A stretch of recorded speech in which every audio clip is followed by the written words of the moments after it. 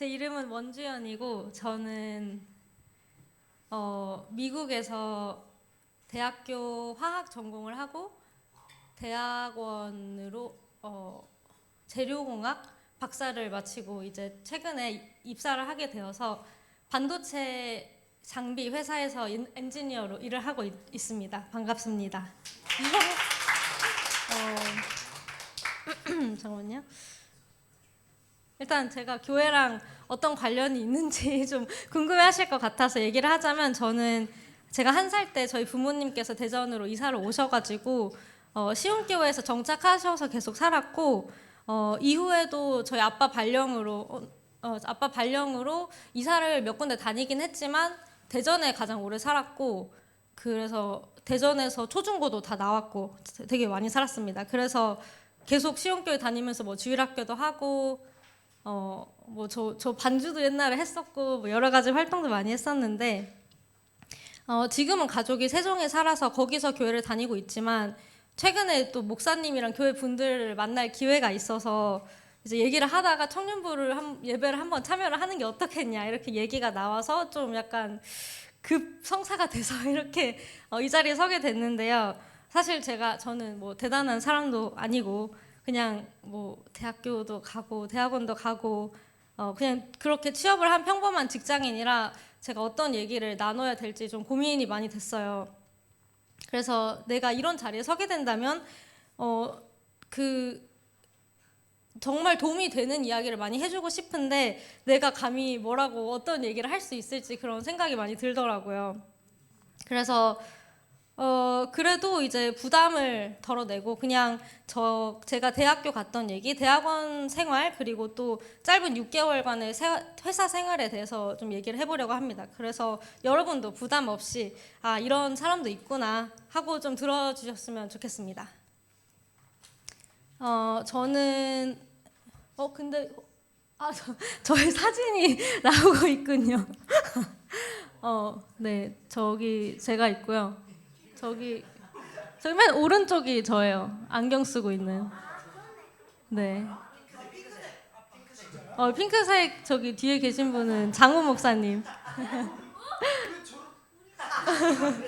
장기정 목사님도 계시고, 어렸을 때 사진을 장기정 목사님께서 많이 가지고 계시더라고요.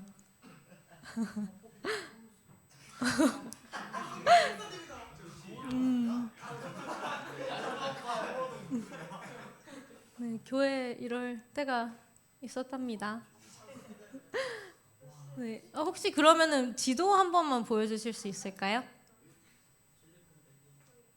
제가 이제 어디서 왔는지는 대충 설명을 드리고자, 실리콘밸리, 저기 가서, 실리콘밸리는 캘리포니아에 있는데, 여기 미국 지도고, 여기 태평양을 건너면 한국이 이쪽에 있거든요. 그럼 캘리포니아가 이제 여기 서부에 있어요. 저는 캘리포니아 북쪽에 있는 샌프란시스코는 다들 들어보셨죠?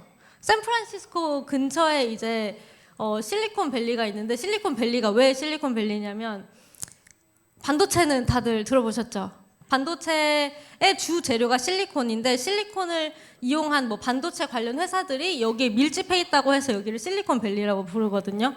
그래서 제가 일하고 있는 회사도 반도체 공정에 필요한 반도체 장비를 만드는 회사고, 이쪽에 거주하고 있습니다. 네.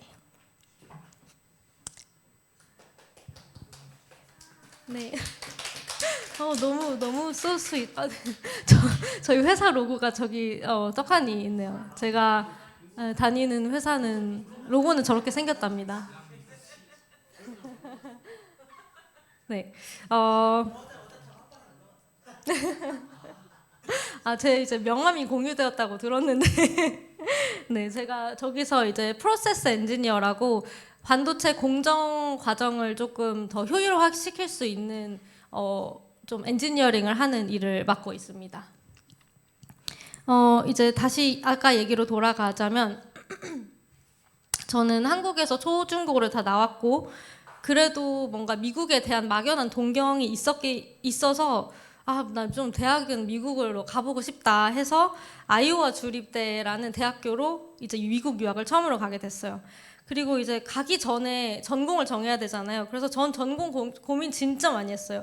원래도 좀 성격이 신중한 편인데 내 미래의 진로가 전공에 따라서 뭐 이 방향이 될 수도 있고 저 방향이 될 수도 있고 여러 방향으로 될 수 있다고 생각을 하니까 결정이 정말 어려웠거든요. 그래서 저는 뭐 심리학, 화학, 지구과학, 국제학 여러 가지 좀 전공을 많이 고려했었어요. 그래도 마지막까지 심리학이랑 화학을 고려했었는데 제가 생각했을 때 당시 심리학은 정말 인기가 많은 전공이었거든요. 왜냐하면 생각을 해보면 우리가 뭐 삶을 살아가면서 다 인간관계를 겪고 내가 어떤 사람이지 저 사람은 어떤 사람이지 인간에 대해 관심도 되게 많고 그러니까 심리학 전공을 되게 많이 했었어요. 근데 저는 그게 이제 그러면 심리학은 지금 포화 상태에 가깝다 그렇게 판단이 되어서 저는 결국에는 심리학이랑 화학 중에서 화학을 선택하게 됐습니다. 그래서 이제 뒤돌아서 생각을 해봤을 때 이때 저는 전공을 참 잘 그래도 선택을 한 것 같다는 생각이 드는 게 내가 좋아하는 거 그리고 잘하는 거 그리고 미래를 생각했을 때 비전이 있는 것 그리고 세상의 흐름과 트렌드를 고려해서 전공 나의 진로를 결정하는 것이 중요하다는 생각이 들어요. 그게 정말 필요한 것 같습니다. 뭐 심리학을 예로 들자면 요즘에는 사람들이 정신 건강에 관심도 많고 그래서 상담의 수요도 많이 있고 그래서 상담 심리학, 상담 심리학 이런 전공들도 수요가 많긴 하지만 저는 그만큼 공급도 많다고 생각하거든요. 그래서 그런 상황이 있을 때 나의 차별점은 어떤 건지 객관적인 판단이 필요한 것 같습니다. 그래서 이제 여러분들은 이제 뭐 대학교 진학도 생각하고 계실 거고 뭐 그런 걸 생각을 했을 때 나의 뭐 미래를 좀 어느 정도 계획을 해보는 것도 저는 좋은 것 같아요. 그래서 예를 들어서 앞으로 10년 타임라인, 뭐 몇 년도까지는 이런 자격증을 따고, 뭐 몇 년도까지는 졸업을 하고, 몇 년도에는 뭐 대학원을 가고, 내가 이렇게 차근차근 내 진로를 향해서 나아갈 수 있겠다. 그런 타임라인 그려보는 것도 좋은 것 같아요. 물론 내 삶이 내 계획대로 되지 않고 세상이 내 계획대로 흘러가지도 않지만 그리고 뭐 나중에 가서 내 마음이 바뀔 수도 있는 거죠. 그래도 이 모든 과정에서 그 하나님께서 함께 하심을 믿고 구하며 나아가는 게 저는 필요하다고 생각합니다. 그러면서 이제 내 사명을 내 소명을 내가 세상에 어떤 일로 그 기여할 수 있는지 그런 것들을 생각해 보면 좋을 것 같습니다. 저는 학생 때 가장 좋아하고 잘했던 과목이 영어였고 그리고 미국에 대한 동경도 많이 컸기 때문에 유학 갈 때 두려움보다는 기대가 컸던 것 같아요. 그래서 대학 가서도 나름 적응을 잘했다고 생각하고요. 근데 대학을 가보니까 저는 전공 결정하고 그냥 수업 들으면 끝일 줄 알았는데 가보니까 대학을 전공 없이 입학해서 수업을 들어보고 그 전공 결정을 하시는 분도 계시고 중간에 전공을 바꾸기도 하고 또 부전공이나 복수 전공을 하는 경우도 정말 많더라고요. 물론 우리가 진로나 전공 선택에 대해서 충분한 고민은 필요하지만 여러분이 이제 앞으로 나아가실 때 겁먹지 말고 나아가셨으면 좋겠습니다. 그리고 그 과정에서 꼭 많이 알아보고 많이 검색하고 주변에 많이 물어보고 저한테 물어보셔도 되고요. 저 아무 질문이나 하셔도 됩니다. 이따가 끝나고 그리고 본인이 가지고 있는 리소스를 충분히 활용하세요. 아시겠죠? 그리고 저는 이 과정에 저는 그때는 몰랐지만 지금 돌아봐서 느끼는 건 스스로 알아낼 수 있는 힘이 정말 중요한 것 같아요. 내가 어떤 주제를 가지고 그거에 대한 답을 얻어내고자 할 때 답지에 의존하지 말고 내가 알아서 검색하고 알아보고 그걸 내 걸로 만드는 게 진짜 중요하고 삶을 살아가는 데 있어서 도움이 정말 많이 됩니다. 모든 방면에서. 그래서 여러분들은 젊으니까 지금부터 키우면 앞으로 살면서 정말 큰 도움이 될 거라고 생각합니다. 그리고 또 다음에 제가 생각을 했던 거는 주변인이 정말 중요하다 이런 생각이 들었는데요. 저는 이제 대학교를 들어가고 전공 수업도 듣고 하는 와중에 주변에 이제 뭐 친구들도 그렇고 교수님들도 그렇고 권유로 제가 연구에 관심을 좀 가지게 됐고 연구를 시작하게 됐어요. 제가 있었던 실험실은 고체 화학 실험실이었는데요. 저는 거기서 한 1학년 2학기 때부터인가 시작해서 2년 반 정도 연구를 했었거든요. 제가 그때 당시 알바도 하고 있었기 때문에 학기 중에는 일주일에 10시간 그리고 방학 때는 40시간씩 일을 했었습니다.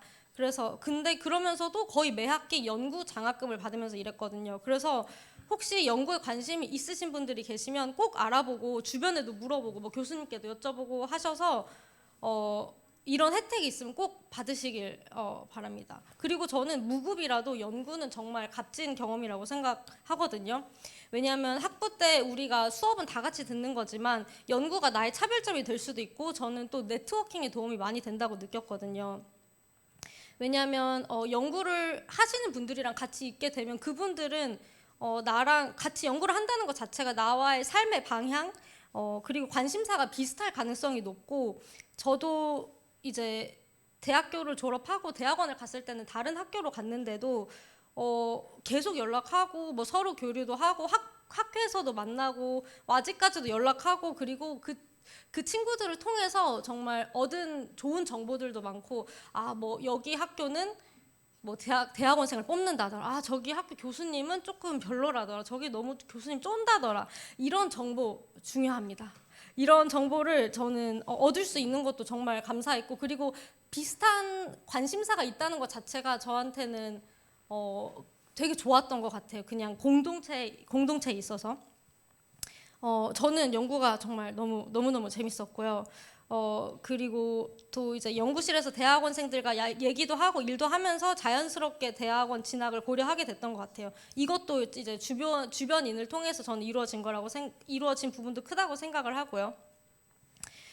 근데 대학원을 가게 된 이유를 생각을 하자면 좀 여러 가지 이유가 있는데 그중 하나는 내가 학사 학위를 가지고 할 수 있는 일이 좀 한정적이라고 생각이 들었어요.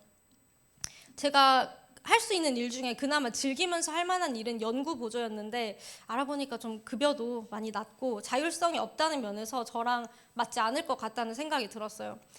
그래서 더 많은 선택지를 위해서는 석사나 박사가 필수라고 판단을 했습니다. 근데 제 전공이 화학이잖아요. 근데 화학은 석사 과정이 없어서 그냥 박사 과정밖에 지원을 할 수 없었습니다. 보통 석사는 2년이고 박사 과정은 5년, 뭐 짧으면 4년, 길면 6, 7년까지도 가기 때문에 내가 20대를 공부를 하면서 보내는 게 맞나 그런 생각도 솔직히 많이 들긴 했지만 그래도 필요할 것 같다. 나에게 학사 이상의 학위가 필요할 것 같다라고 생각을 해서 박사 과정에 지원하게 되었습니다. 그리고 또 제가 대학원에 가게 된 다른 이유는 당시 제가 어떤 졸업을 하면서까지도 어떤 진로를 선택을 해야 될지 어떤 직업을 선택을 해야 될지 정말 모르겠더라고요. 그래서 그냥 내가 좋아하는 연구를 하면서 그 뭐 5년 정도의 박사 기간 동안 진로 탐색 시간도 좀 가져봐야겠다. 그래서 박사를 지원한 것도 있었습니다. 당시에는 몰랐지만 제가 나중에 돌아봤을 때 대학원 과정에서도 저는 하나님의 은혜 안에서 전진했다는 생각이 많이 들었는데요. 제가 원래는 화학 전공이었기 때문에 대학원도 화학 전공만 처음에는 생각을 했었어요. 왜냐면은 근데 이제 알아보니까 내가 하고 싶은 고체 화학 연구를 하시는 교수님들이 화학과에는 많이 안 계시더라고요. 그래서 좀 아쉬웠어요. 근데 그 찰나에 좀 우연히 저희 랩 학부생 친구가 있었는데 친하지도 않았거든요. 친하지도 않았는데 그냥 대화를 하다가 그 친구가 이제 본인은 재료공학 전공이다. 그리고 나는 대학도 재료공학으로 진학 계획을 하고 있다. 그렇게 얘기를 하더라고요. 그러면서 이제 화학이랑 재료공학과에 좀 공통점이 많으니 너도 재료공학 프로그램도 한번 알아봐라. 그렇게 얘기를 해서 저도 알아보니까 정말 좀 제가 관심이 가는 교수님들이 몇 분 계셔서 결국 저는 8개 대학원 프로그램을 지원했고 그중에 6개는 화학, 2개는 재료공학 프로그램으로 지원을 했습니다.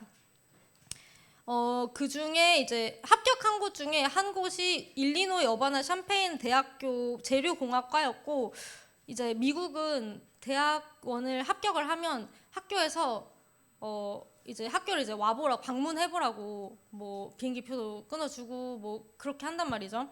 그래서 가봤는데 너무 좋은 거예요. 확실히 좀 이제 화학은 자연 계열이고 재료공학은 공대인데 보통 공대가 좀 돈이 더 많아요. 펀딩도 많고 그래서 그런지 장비도 너무 좋고 리소스도 많고 월급도 많이 주고 무엇보다 제가 원하던 교수님이 그 학교 그 과에 계셔서 난 이 학교로 가야겠다라고 생각을 해서 선택을 하게 됐습니다.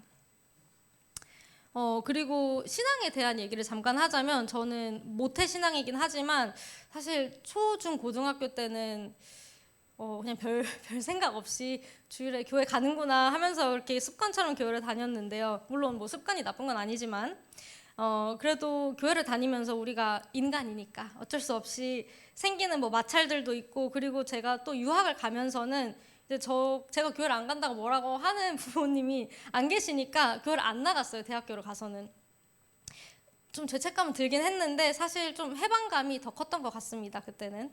그리고 여러 번 나가지 않으니까 그게 또 익숙해지더라고요. 그래도 습관이란 게 있어서 기도는 매일 꾸준히 했고 근데 그렇게 대학 생활을 보내고 대학원을 가보니까 이 학교가 규모도 꽤 크고 그리고 한인 학생이 정말 많더라고요. 그래서 당연히 한인 교회도 몇 군데 있었고요. 그래서 부모님이 그걸 아시고 한인교회를 한번 나가보는 게 어떻겠냐 권유를 하셔서 뭐 나도 처음 가는 이제 나 아무도 모르는데 거기 갈 건데 뭐 사람을 만나려면 교회만큼 좋은 곳이 없겠다 그런 뭐 세상적인 마음도 있고 그런 생각도 하면서 교회를 이제 나가보게 됐어요. 그리고 그때 마침 저랑 대학원을 같이 입학했던 과 동기 친구가 야 너 제발 나랑 이 교회 한인교회 같이 나가보자 해서 그 친구랑 같이 나가게 되었고 그래서 박사과정 5년 하는 동안 그 교회에서 정착해서 신앙생활을 했었습니다. 그래서 거기서 이제 저는 청년부라는 게 그 교회에서 처음 해봤었는데 거기에서 교회 생활이 뭐 물론 힘들 때도 있었지만 박사 생활 중에 정말 힘이 많이 되었던 것 같고 제 신앙 성장 또 인간으로서의 성장에 많은 도움이 되었던 것 같아요. 그래서 저한테 그렇게 교회 가자고 용기 내서 말해준 친구한테 솔직히 너무너무 고맙고 저는 이것조차도 정말 하나님의 계획 안에서 있었다고밖에 볼 수 없는 것 같아요. 네. 그리고 이제 대학원을 다니면서 우리가 또 삶은 삶이니까 뭐 이런저런 일들도 많았고 저는 교수님이 들어가서 랩을 들어갔는데 들어가 보니까 랩 분위기가 너무 삭막하고 막 전공 수업도 화학에서 재료과로 넘어가니까 모르는 것도 너무 많고 새로 배워야 될 것도 많고 뭐 예를 들어 저는 학부생이 아는 것조차도 저는 모르고 뭐 사용하는 단어들도 다르고 그런 어려움들도 있었고 그리고 아는 사람도 없으니까 외롭기도 하고 제가 또 대학원을 들어갔을 때가 2020년 딱 코로나 터졌을 때여서 너무 외로운 거예요. 사람도 모르고 그래서 저는 한 첫 2년은 정말 힘들었던 것 같아요. 그리고 또 거기다가 학교를 가보니까 학교가 나의 수준과는 맞지 않는 너무 과분한 학교다 그런 생각이 많이 들었거든요. 왜냐하면 한인 학생들을 만나봤더니 그 대학원생들은 다 막 스카이, 막 카이스트, 막 이런 데서 온 막 너무 똑똑하신 분들이고 다들 막 치열하게 공부하고 연구하고 막 실적 내고 그런 모습들을 보면서 좀 제 자신이 작아지기도 하고 또 내가 이 자리에 있을 수준이 아닌데 나 왜 여기 있지? 좀 그런 생각을 많이 했던 것 같아요. 그런 생각을 졸업할 때까지 했습니다. 네. 물론 이런 부정적인 마음보다는 이런 분들이 내 주변에 있어서 너무 감사하고 내가 이 분들의 강점을 정말 배우고 싶다, 배워야겠다 그런 마음을 많이 가졌던 것 같습니다. 그래서 이제 뭐 주어진 환경에서 제가 이제 이 경험을 통해서는 주어진 환경에서 최선을 다하는 것이 저는 하나님께서 주신 삶에 대한 최소한의 예의라는 생각이 들고 또 그게 삶을 누리는 방법이라고 저는 생각을 합니다. 대학원을 가서도 제 진로 고민은 계속되었는데요. 박사생으로서 연구는 연구대로 하는 거지만 마냥 진로 고민에 대해서 손을 놓고 있을 수는 없었어요. 그래서 중간에 그만둘까 생각 진짜 여러 번 했고요. 진지하게 여러 번 했고 휴학하고 싶다. 쉬고 싶다. 집에 가고 싶다. 뭐 해외 봉사나 갈까? 뭐 이런 생각도 하고 저는 심지어 정신과 의사가 되고 싶어서 의대를 가는 것도 잠깐 고려를 했었습니다. 그래도 제가 결국 학위를 마칠 수 있었던 건 내가 이거 지금 그만두면 학사나 석사로 끝나는 건데 지금까지 연구한 시간이 너무 아깝다. 그거 아까워서라도 박사 학위는 따야겠다. 그리고 내가 뭔가 다른 걸 하고 싶은 게 있어도 박사 학위는 마치고 해야겠다. 그 생각으로 계속 했던 것 같아요. 그래서 제가 여기서 얘기하고 싶은 건 진로나 삶의 방향성에 대한 고민은 제 생각에 그냥 죽을 때까지 끝이 없는 것 같습니다. 그리고 뭐 다들 굳이 뭐 겉으로 얘기를 안 해서 그럴 뿐이지 다들 삶의 방향성에 대해서 많은 고민을 가지고 살아가는 것 같고 저의 여러 고민들을 가지고 있을 수 있는 여러분에게 조금이나마 제가 위로가 되고 싶은 마음에 공유를 해봤습니다. 제가 대학원에 가서는 교회를 진짜 열심히 다녔어요. 근데 사실 좀 처음에 몇 달 다녀보니까 또 사람한테 기대를 하고 또 실망을 하게 되더라고요. 그래서 제가 결심을 했어요. 나는 하나님을 꼭 만나고 싶고 알고 싶은데 이 인간 관계 때문에 하나님으로부터 그리고 교회로부터 한 발자국씩 멀어지는 게 너무 속상한 거예요. 그래서 내가 마음을 다잡아야겠다. 내가 어떤 것을 교회에서 경험하든 간에 색 안경 없이 보자. 왜냐하면 제가 하는 이 실망은 제가 가지고 있는 그 편견, 색안경도 그런 좁은 시야도 분명히 한몫한다는 걸 알고 있었기 때문에 내가 편견 없이 바라봐야겠다. 그리고 이 또한 내가 인간으로서 크리스찬으로서 성장할 수 있는 기회다라고 생각을 했던 것 같아요. 그리고 이렇게 마음을 가진 후에는 진짜 교회 열심히 다녔습니다. 청년부 임원도 하고 유치부 교사도 몇 년 섬기기도 하고 그랬는데 제가 이제 처음에 이런 섬김들을 하게 됐을 때 제가 가졌던 마음은 하나님에 대한 찬양보다는 당시 제가 봉사활동을 좀 하고 싶었거든요. 근데 또 교회에 손길이 필요하다는 거예요. 그래서 필요한 부분이 있으면 내가 당연히 도울 수 있지. 그게 나의 봉사지. 내가 봉사해야겠다. 그렇게 생각하고 임하긴 했습니다. 그리고 좀 솔직히 얘기를 하면 저희 교회가 그래도 저희 한인교회가 그 타운에서는 좀 큰 편이었거든요. 그래서 교인도 많은 편이었는데도 매번 각자 이런저런 이유로 뭐 봉사를 못하겠다는 거예요. 자원을 못하겠다는 거예요. 근데 저는 너무 안타깝기도 하고 사실 그게 저는 좀 핑계처럼 들려가지고 이걸 왜 못해? 하면 되는 거 아니야? 좀 그런 생각, 좀 그런 오만한 생각도 많이 그런 생각도 가졌던 것 같아요. 왜냐면 저는 제 삶의 정말 가장 큰 가치는 진실됨이거든요. 저는 가식적인 거 진짜 싫어요. 진짜 싫어하고 앞뒤 다른 거, 말과 행동이 다른 거 진짜 싫어합니다. 그래서 저한테는 그게 더 크게 다가왔던 것 같아요. 그래서 제가 제 섬김의 동기는 다른 교인들과 조금 달랐을지 몰라도 그렇게 섬기는 것이 저한테 크리스찬으로서 내 가치관에 대한 확립 그리고 신앙 성장, 인간적인 성장에 정말 큰 도움이 되었다고 생각을 하고 저는 제가 그런 기회를 가질 수 있었던 것 자체에 그냥 너무 감사한 것 같아요. 교회에서 정말 과분한 사랑을 받았고 특히 제가 유치부를 섬기면서 아이들에게 또 사랑을 받고 또 교회 집사님, 장로님들도 정말 많은 사랑을 받았습니다. 그리고 제가 교회를 다니면서 또 기도도 하고 말씀 묵상도 하면서 저는 사랑의 본질을 배웠다고 생각을 합니다. 제가 타인을 판단하고 실망하고 또 저의 좀 오만했던 마음들도 반성을 하게 되고요. 그리고 물론 이 모든 것에 교회를 다닌 것도 있지만 저는 청년부 공동체라는 곳에 속해서 제 신앙을 그리고 나와 하나님과의 1:1 관계를 처음으로 고민하고 묵상을 하게 되었거든요. 그래서 교회 내에서 소속감이 있다는 거 그리고 이제 나와 비슷한 삶을 가지고 나와 비슷한 고민들을 가지고 있는 그 또래 친구들과 어울리는 것 자체가 저는 항상 동기부여가 되고 제가 앞으로 나아갈 수 있는 동력이 되었던 것 같아요. 그리고 이제 특히 제가 올해 5월에 졸업을 했는데 졸업을 하고 사회생활을 한 6개월 짧게 해보니까 청년 공동체가 얼마나 소중했는지 나한테 얼마나 큰 부분이었는지를 진짜 체감하는 것 같아요. 그래서 여기 청년부 친구들도 너무너무 소중한 친구들이고 소중한 사람들과 마음들 그리고 시간이라는 걸 꼭 알았으면 좋겠고 소속된 동안 서로 사랑하고 격려하고 청년됨을 누리셨으면 좋겠습니다. 저도 청년이긴 한데 직장인이 되고 나니까 주변에 청년이 없어서 아쉬워서 하는 얘기예요. 네. 그리고 마지막으로 제가 이제 20대 후반에 접어들면서 제 긴 신앙의 여정을 돌아봤을 때 뭐 누구나 그렇겠지만 쉽지는 않았던 것 같아요. 저는 원래 뭐 생각도 많은 편이고 막 삶이란 무엇인가 저 이런 거 되게 좋아하거든요.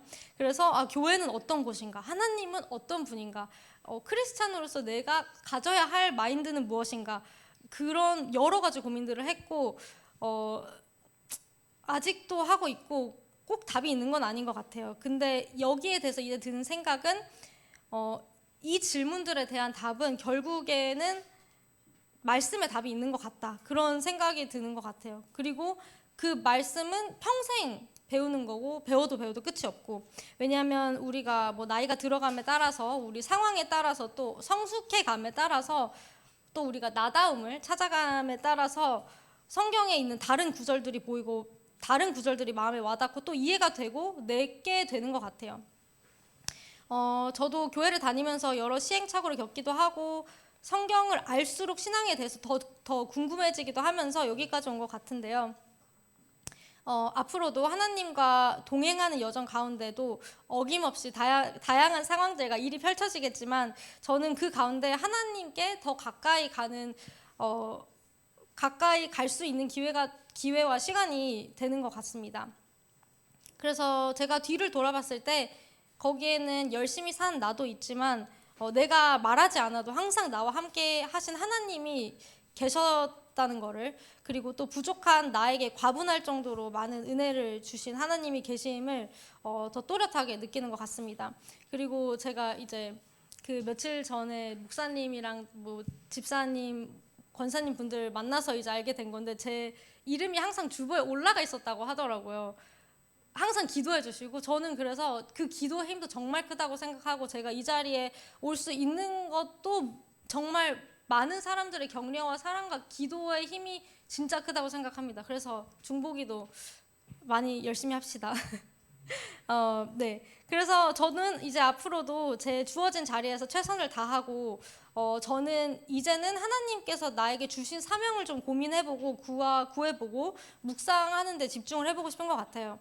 그래서 나의 가장 든든한 백인 하나님이 계신다고 생각을 하면은 이 과정조차 두려움보다는 기대가 큰 것 같습니다. 그래서 오늘 어느 자리에 있든 앞으로 하나님께서 빛으로 사용하실 젊은 우리들을 응원합니다. 감사합니다.